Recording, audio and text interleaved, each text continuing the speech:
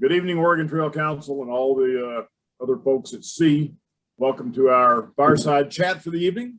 We have assembled an August group, or perhaps it's a July group. Come on, that's a joke.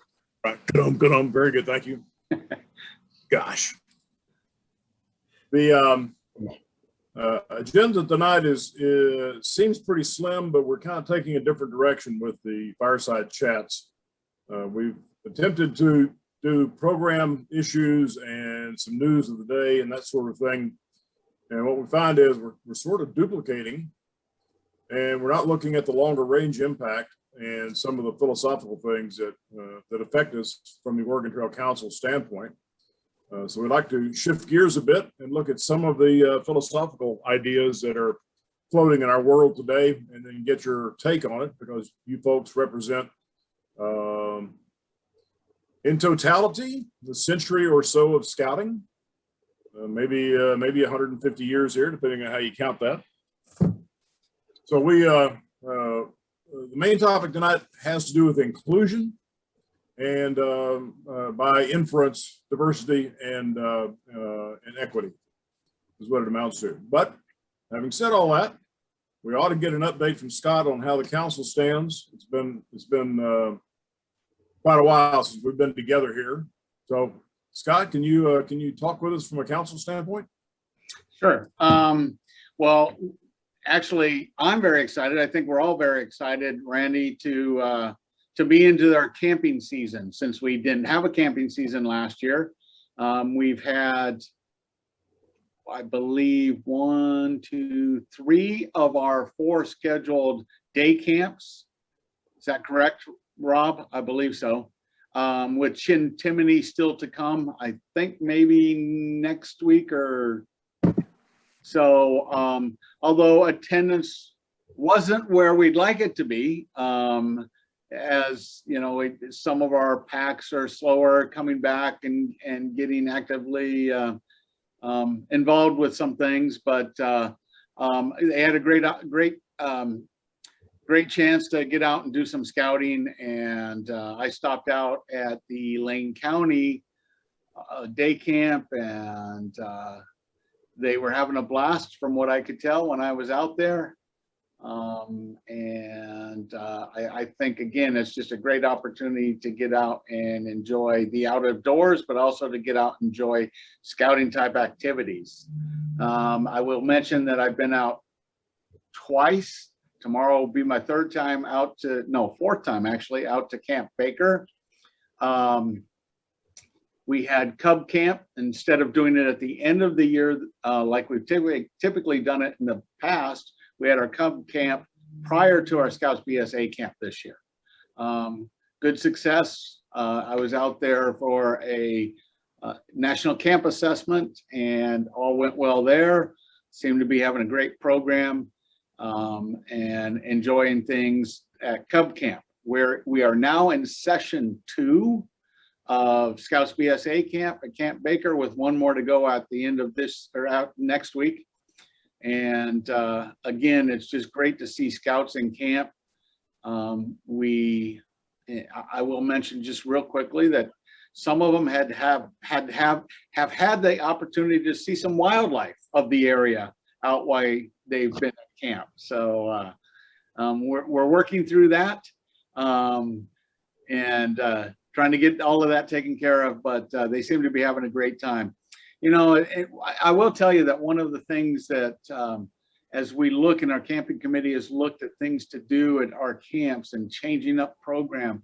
This year we have a couple of different opportunities, in that they have some action archery, or no, wrist rockets they're doing. I think next year they're going to do action archery.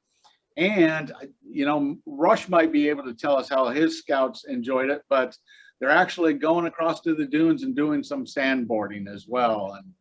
And what I'm hearing is that they're enjoying it, but they're ready to relax a little bit when they get back, because they're walking to the dunes. And if you've ever walked up the area across 101 to the top of the dunes, it's not an easy task. probably 75 feet up or so.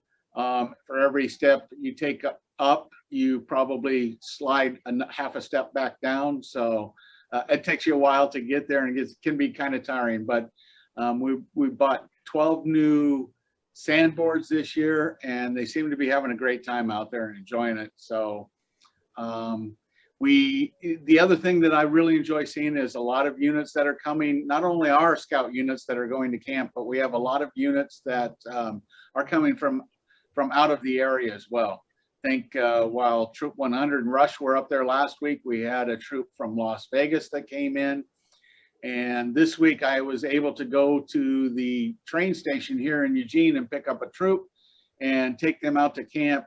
And I look forward to picking them back up on Saturday at camp, and then bring them back into the train station and drop them off. And as we were talking about things so far, one of the things we really want to do as we move forward with Camp Baker is some of these units that are coming in from San Francisco area, Southern California, from Las Vegas, from Texas, they come to the Oregon coast and they get to sit in camp all week long.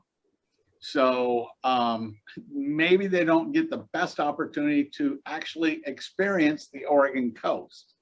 So we're looking at trying to provide some program where maybe they have the opportunity on a half a day or a full day that they're able to take off. And if they want to go do, if they want to go do a horseback ride on the beach, they can do that. If they want to go to Sea Lion Caves, they can go visit Sea Lion Caves, but just take advantage of where they are and maybe get to explore a little bit. So we're talking about how that program might look in the future.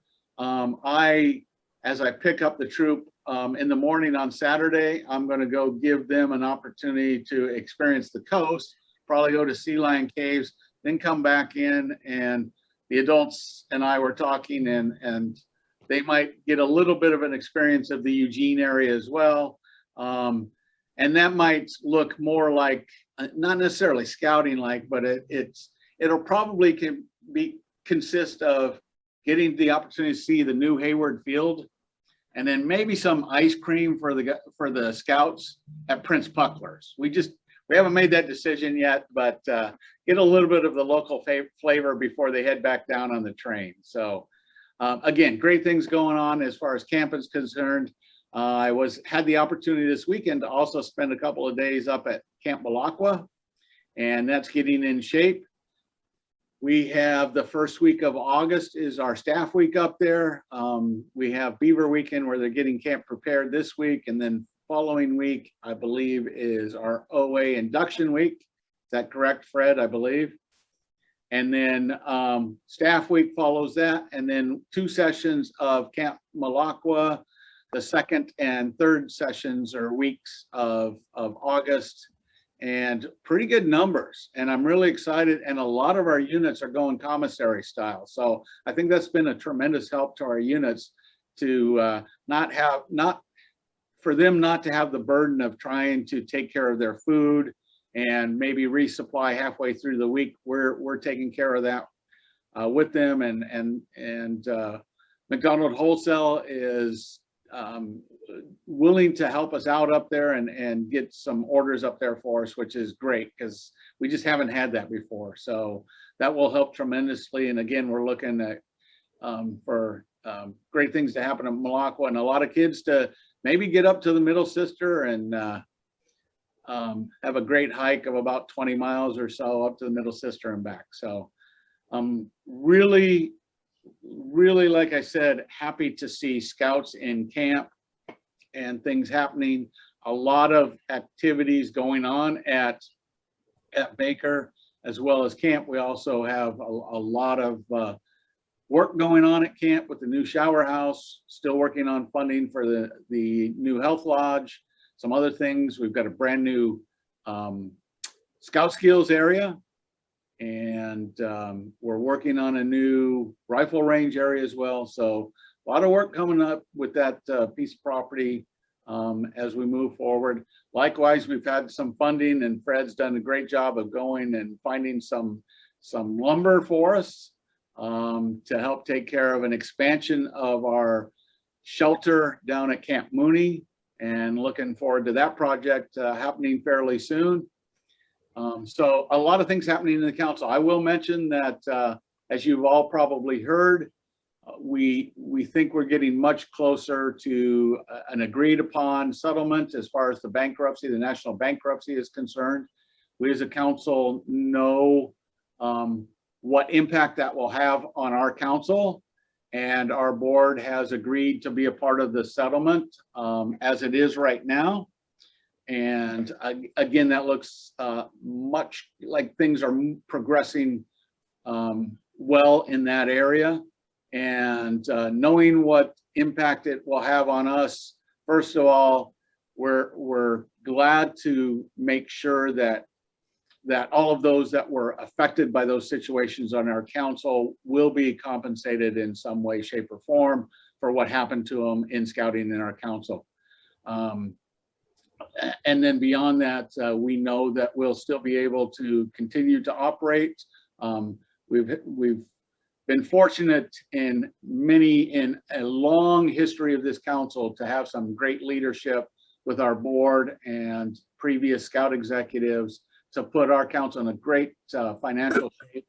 And we can be a part of the settlement and still continue on and help provide scouting to the over 1,000 now scouters that we have in our council. And by the time Danita's done with this year, we're hoping, 13, 1,400, maybe even 1,500 by the end of the year, Danita. So looking forward to an opportunity to hopefully be back in the schools and talking to families about scouting and getting them involved. So kind of a long-winded update.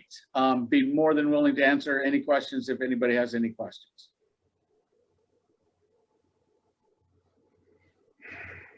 I appreciate that. Thank you. Yeah. Nothing like 5 minutes of fame, right? Yeah. Very good. Thank you very much. The let's shift gears. Let's look at philosophy, policy, how we position ourselves in today's cultural world, and how do we improve our own outreach for scouts and scouters into the future. I think there's been a whole lot of sensitivity brought to bear this past couple of years, and I think it would be smart for us to look at our own sensitivities. One of the conversations that Rob and Scott and I have had off and on for 14 months or so, vis-a-vis Damien and some other issues out there, is has to do with sensitivity, quite frankly. Rob, can you put up the calendar and the holiday schedule? And I'm not proposing anything in particular. I'm simply asking a question to some very capable long-range scouters here. This is our council calendar. Rob, would you flip down to December, please? Can you get there?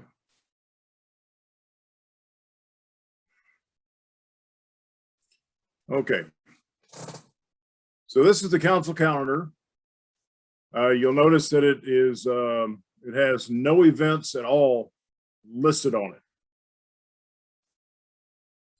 From the perspective of where we sit as adults and Americans, what's the thing that you don't see on this calendar right now that you would generally expect to see on the 24th, 25th of December? Come on, somebody help me out here. 24th, 25th December.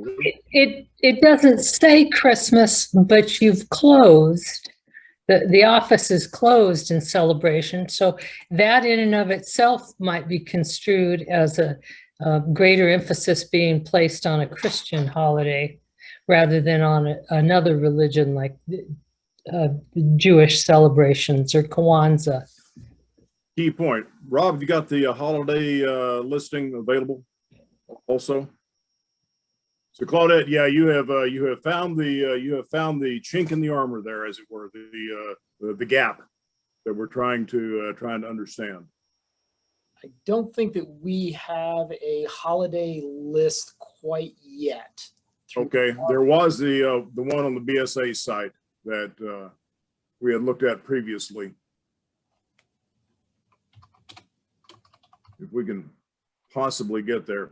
The point that I'm making is that, and Claudette saw it immediately, is the emphasis that we place on Christian observances. And one of the conversations we've had in the past, Rob, if you'll go ahead and rotate down, please.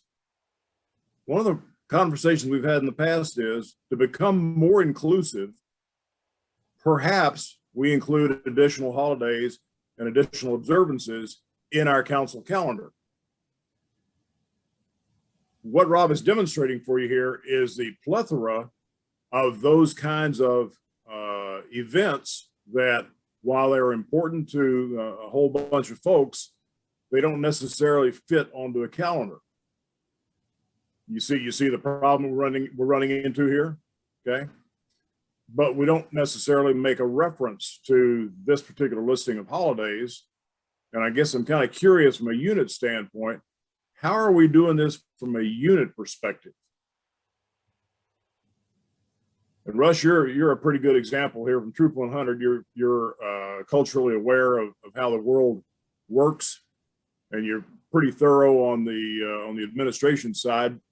Do you include all of these, any or all of these events on your troop calendar as you go forward in time? And you're muted right now.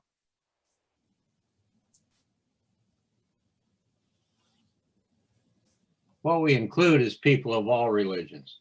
We consider ourselves Heinz 57. Right. Okay. So we've had Hindu boys and Buddhist boys and Muslim boys and Jewish boys right along with Christian and boys and Protestant and Catholic boys. You know, we don't use religion to recruit people or to exclude people.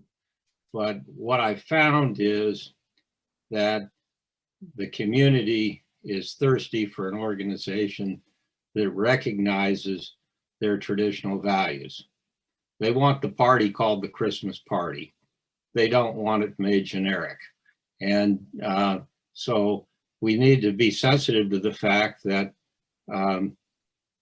people are frankly fed up, I think, with this attempt to cleanse the civilization and make it ethically neutral of everything.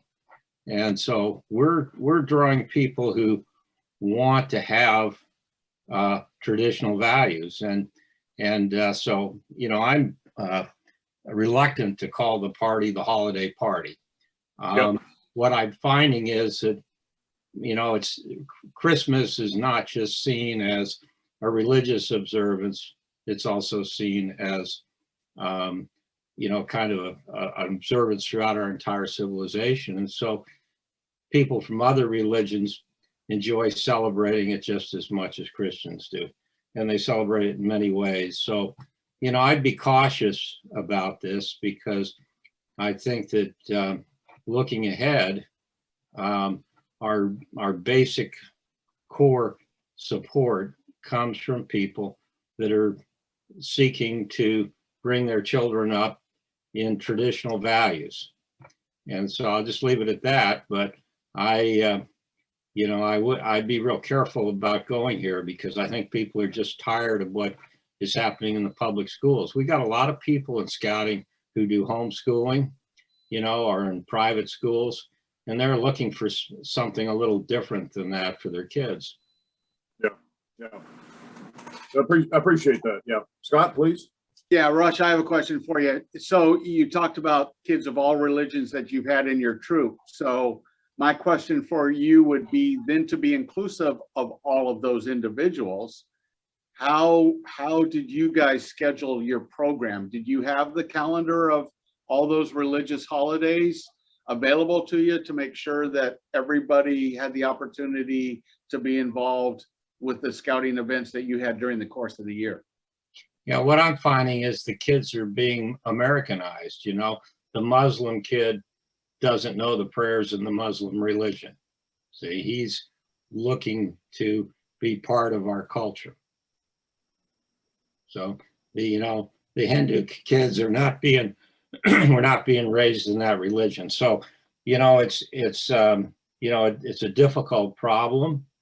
But the question is, if you're going to try and be everything to everybody, then you're not going to be anything.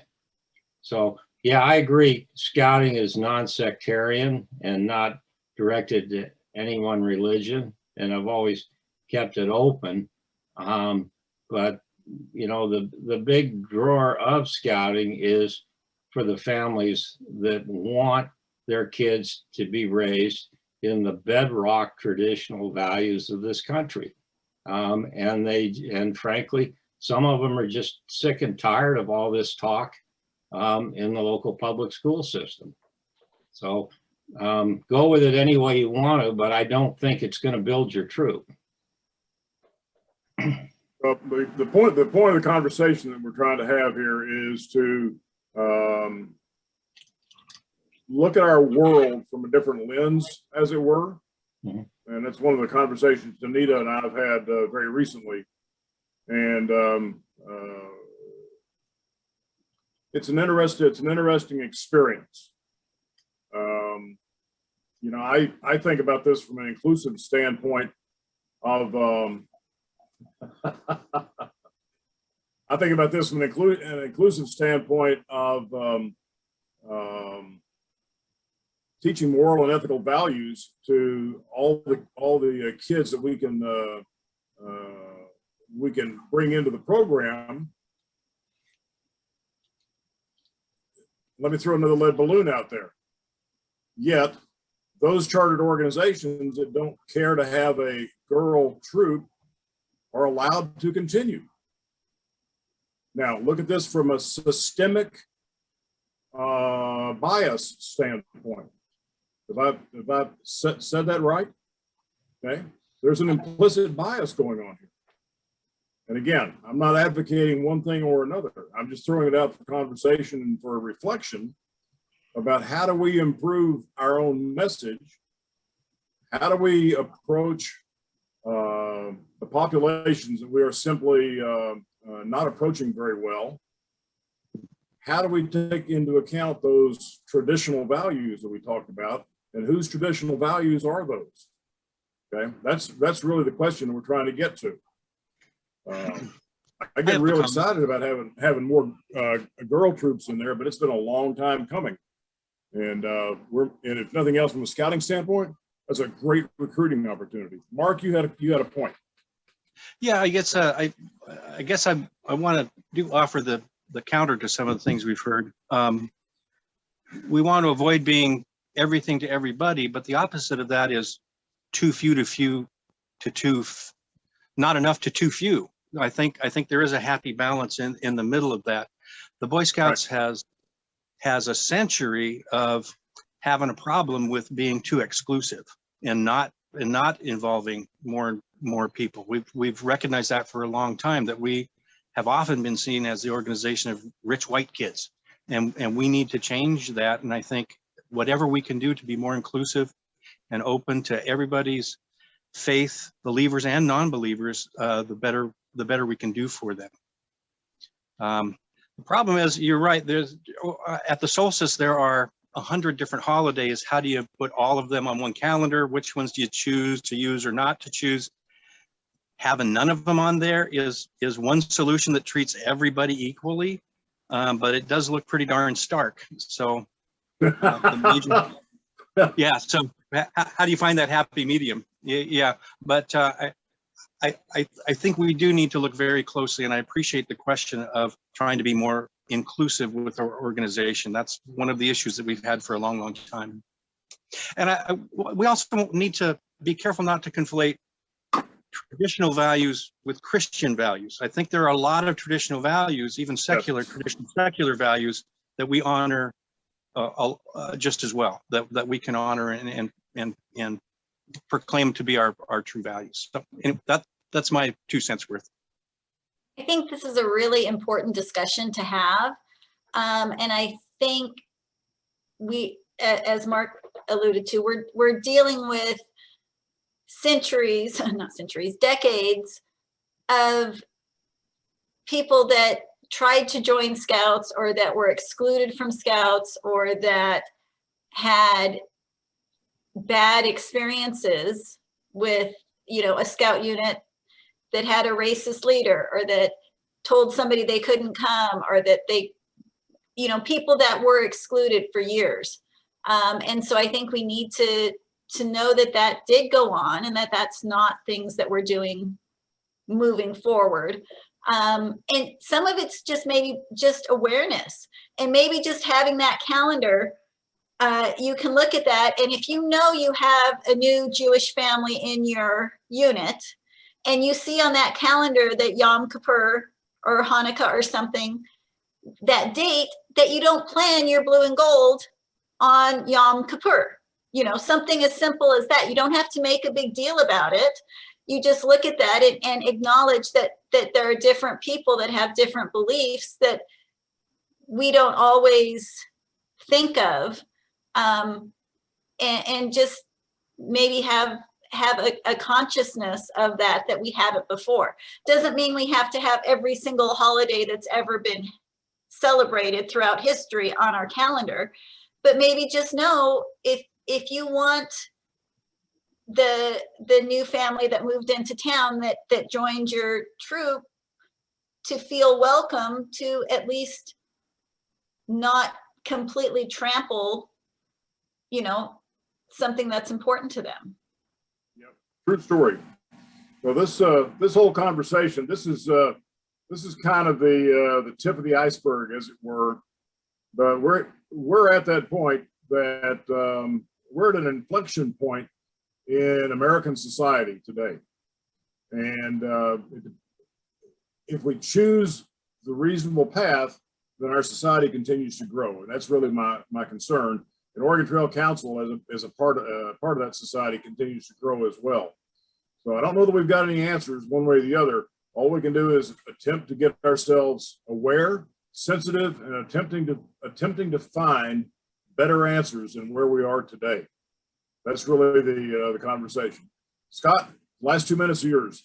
Well, I was just going to say, I agree. And I think what I heard Rush saying is, and I think we have to be open. And if there's an organization, a faith-based organization that says, I want a troop that is only Catholic youth, if I want a troop that is only, LDS kids, if I want a troop that's at the mosque and, or at, wherever it may be, then we need to be able to work with them and support them to make sure that that happens. But at the same time, where we have probably the bigger impact, I think, is making sure that all of our units are accepting of everybody. That's where we're going to have the biggest impact. And so we just need to work with our units to make sure that we are welcoming. The other thing that I've heard for years and years is, well, we have some kids that are in your area that would like to get involved with scouting. Well, sorry, but we're right at the right size right now. And we don't really want to be any bigger. And I want to say, so who's going to be the person that goes to that family and say, sorry, we don't have room for you? That, in my mind, should never happen. If we've got people that are interested in joining scouting, we need to make sure that they have the opportunity to be involved in the scouting program. And we need to make sure that all of our units are giving that opportunity and have that same mindset as we move forward. Yeah. Well said. Well said. As I said, Randy, we've accepted kids of all faiths, I have a real problem with people who attempt to recruit youth from one troop into another troop based on their religion alone. Okay. But on the other hand, you know, there are some things that are so traditional and fundamental that what I found is that people of other religions are very accepting and want to participate. You know, so just as you probably wouldn't want to take the Christmas tree out of the lobby of the Scout Service Center where you're seeking gifts for all youth who might not otherwise have a Scout Christmas present, you know, I'm just saying, I'm not sure I'm ready to take Christmas off the calendar or tell, you know, a troop committee or youth in the troop that it has to be called a holiday party as opposed to a Christmas party. You know, now, if you want to broaden the appeal of the organization, you know, maybe we put the holiday symbols of several religions in the Scout Service Center lobby. But unfortunately, we're seeing youth that if they're not being raised in a church, they're being predominantly raised, you know, with Christian, with a home that comes from Christian ideals, and parents are looking for a place where that's being reinforced. Yep. So I'll leave it at that. Yep. Well, I appreciate that. Like I said, this is, we just need to start the conversation. We need to think about how we become as inclusive as we know how to be, and become sensitive to the needs of others that may in fact not look like us, quite frankly. Randy, I really appreciate that you're even asking the question. This is the most important start, is just starting to ask the conversation. And one of the other big important starts is this conversation needs to be extended to the people we're trying to include. Exactly.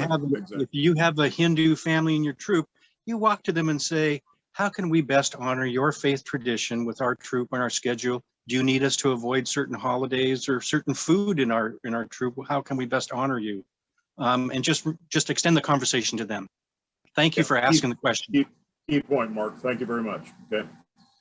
Well, I hate to say it, but we need to cut off because we've got other things to do. We've got another meeting to get to, as it were. But yeah, let's not let the conversation stop here. There's some more dimensions that we need to head down the road. But help us think about these things, folks. You're the brain trust at the operating level, and that's kind of why we've had this conversation, because it's an operating series of questions to get to. Okay, so Can we, hey, Randy or Rob, can we link to that? I mean, I think that calendar is a great resource. I've never seen it before. I think that would be kind of handy, you know, on the website where we have all the different calendars. If we just had a category that said, I don't know what the title of that calendar is, but multicultural holiday listing, something or another. yeah, key point, Danita, and I think we can probably fit that together fairly easily. So let's cut off the conversation for tonight and re-explore it another time. Hate to be abrupt, but we have some more business we have to get to. Thank you very much, folks. Appreciate it. Thank you for your help, Bye. Mark. Danita.